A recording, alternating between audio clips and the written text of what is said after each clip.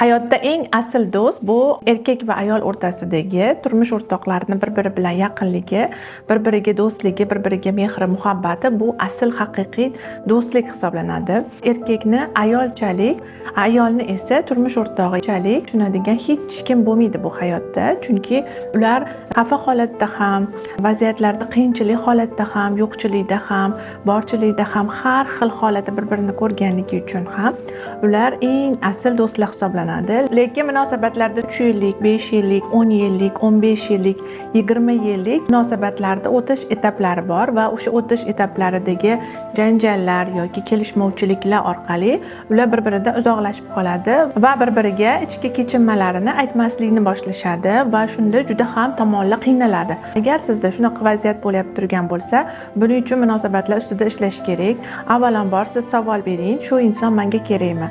O'zi o'rtamizda muhabbat bormi?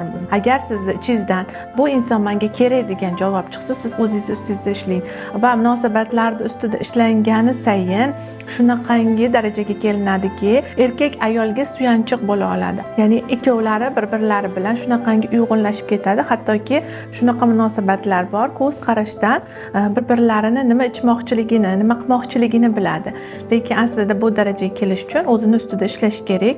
Agar sizda ham munosabat savollari bo'lib turgan bo'lsa, bizda qisqa guruhlarda munosabat kouchinglari bor. Bemalol kouchinglarga yozilib, o'zingiz juftingiz bilan munosabatlar ustida ishlashingiz mumkin bo'ladi. Bu sizga qiziq bo'lsa, plus belgisini kommentariy orqali yozib qoldiring va biz sizga aloqaga chiqamiz.